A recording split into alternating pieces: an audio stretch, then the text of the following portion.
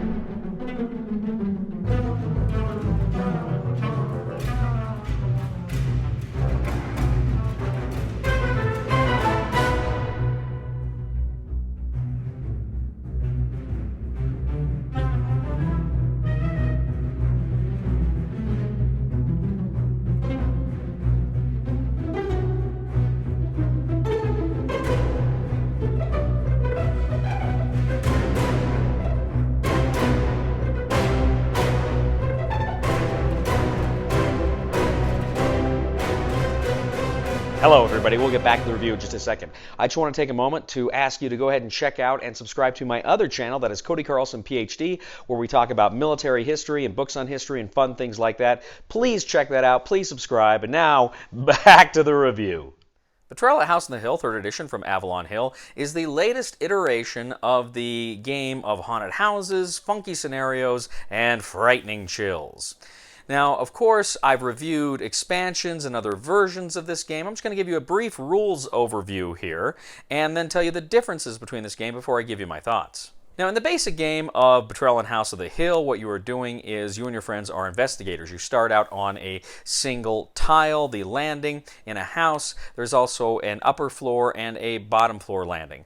And what you're doing is on your turn, you have various stats, one of them being speed. You can move up to your speed. And as you go into different areas of the house, you're actually drawing new tiles that are different rooms. Now, these rooms have different things on them. Sometimes they have text on them. Sometimes they have events you're going to draw or item cards you're going to draw. And sometimes they have omen cards you're going to draw.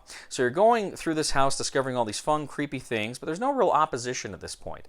But eventually, every time you go to an omen card, you roll die. Once you roll so many die and they reach a certain number, you're going to trigger the haunt. Once the haunt is triggered, then you're going to go ahead and have some kind of weird, far-out scenario in which you and one of your friends is going to be a traitor. They're going to actively fight against you in this crazy horror-themed scenario, and while you and your friends are trying to defeat them. Only one of you can win. That is to say, either the heroes can win or the traitor can win. And you all have a very good time. Now, this particular iteration, as I say, does have some differences from the previous edition. Now, the first big change is the scenario cards. Now, in the previous iteration of Betrayal on House of the Hill, you were just in the house, you just began exploring, and that was it. Here you have these scenario cards. It says why you're there. You're going to your paranormal investigators, or there's a house for sale, or there's something going on, which is why you are there. So you draw the specific card, which kind of sets up what you're doing there in the first place, and it's going to have some important information on the back as well. When the taunt eventually is triggered, you're going to go ahead and actually consult the back of the scenario card, which will tell you who the traitor is and which haunt you're going to play. Now, how you begin the haunt is a little bit different here. Every time you find an omen, you will roll a die, and you will roll a die for every single omen that has been discovered. As soon as you roll 5, now remember these die have only got blanks, 1s and 2s. As soon as you roll a 5, a collective 5 from your die roll, then the haunt begins. And there are some new keywords: general damage, you can take damage anywhere. Bury, you can actually bury cards, meaning instead of just discarding them, you put them at the bottom of the deck. There are also some clarifications on line of sight and certain special actions as well. In the previous edition, one of the things you could do is you could actually steal stuff. When you were fighting an enemy, meaning you roll the die, you both roll the die, and whoever gets the higher die roll wins. The person who lost takes damage equal to the difference. The winner could kind of steal stuff. Here, there is no stealing.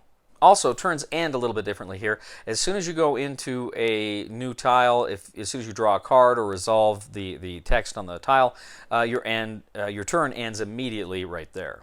Now, the haunt begins a little differently as well. As soon as the haunt is revealed, both the heroes and the traitor are going to read some introductory texts, so they're both kind of on the same page before they actually leave the room, before the traitor leaves the room. Now, also, all actions are open information, which means if the traitor takes an action, he has to actually tell everybody what he is doing. He doesn't have to volunteer information beyond that, but he has to say, oh, I'm taking this action, I am doing this, so that, again, everybody's on the same page. Also, too, when you die, you leave a corpse. Essentially, you knock your character over. And this is because some of the scenarios the traitor can actually use corpses. Yikes! So those are the basic rules changes, but again, you've got new scenarios, you've got new character sheets, of course, that are double-sided. You've got all sorts of new cards and what have you. So there's a lot of new stuff that comes with this game in addition to those new rules that kind of, again, serve to streamline it. But you go ahead, you play through the game, you play through the scenario, and either the traitor or the heroes will win. Betrayal on House of the Hill, 3rd edition. So I'm a big fan of Betrayal on House of the Hill. In fact, about 10 years ago, when I very first started doing reviews for the newspaper I was writing for, it was Avalon Hill, Wizards of the Coast. They sent me my very first review copy of a game to review, and that was the original, or rather the 2nd edition of Betrayal on House of the Hill. I don't know if you can see it. It's still right there. Played it many, many times. I really enjoy it. It's a great game.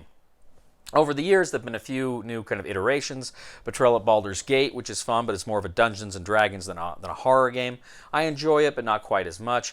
They came out with a Scooby-Doo one a couple years ago, which was not my cup of tea. It was very much a kid's version of the game. All well and good, but it wasn't my cup of tea. But I saw they were coming out here with the 3rd edition of Betrayal on House of the Hill, and I thought, oh, wow, I can't wait to see what they're doing with it. Well, as I say, they do streamline it. There's a lot of things here that are streamlined. I think also, too, there's a optional rule in here. If the traitor is not ready to be a traitor, if they're not somebody who's comfortable being the traitor, someone else can be the traitor. That was actually one of my big issues with the Scooby-Doo one, is when the haunt begins, they said, you decide who the traitor is. And I was like, why? I mean, again, it's for kids, right? Now, here it's an optional rule, so I can kind of appreciate that. So you can kind of say, well, if somebody you're playing with just doesn't get that, okay. But it's not mandatory here, which I like. And there's still a haunt traitor is revealed, and I still like that a lot. I really do like the new scenario cards. I mean, they give a little bit more weight to the game, to the scenario, and then it's a fun way to find the haunt revealer and the haunt, or the traitor and the haunt. I think it's done pretty well there. Typically, a lot of the other rules are, like I say, pretty much just that streamlining, housekeeping. You've got when the haunt begins, you both read an introductory thing. I think that's pretty good. Just make sure you're both doing the same thing, and there's some similar. You all kind of start on the same page after the haunt begins. I kind of like that as well. Fun scenarios, and I'm not going to spoil the scenarios here, but fun stuff. I'm really enjoying it. Now, I haven't played all of the scenarios in the original. There's like 50, and then there was an expansion that brings in another 50. I haven't played nearly all of them. And so, it's possible some of these are maybe kind of riffs on those original ones. I don't know. Like I say, I've been playing that for 10 years, so some of the older ones I played when I started, I probably don't remember anyway. But one of the things I like about it is this is a game that's never the same game twice. It's a game that is 1 minute, one game of it, it's one kind of a game. The next minute, it's kind of a different kind of a game, and I really appreciated that. And this is as much a game of exploring and exploration and storytelling as it is a more conventional us versus them game. And I really, really appreciate it. I recognize Betrayal on House of the Hill is not everybody's cup of tea. They don't like the randomness. They don't like the, what have you. And I think a lot of gamers who are more kind of mathematical problem solvers, Euro gamers, this isn't their cup of tea. This game is all about theme, it's all about fun, it's all about exploration, it's about the story, and I love it. I think Betrayal on House of the Hill is a great game. Now the question is, if you have the 2nd edition, do you need the 3rd edition? And I guess my answer to that would be, well, if you want the new scenarios, yeah, you kind of do. But there's a ton of content in the original.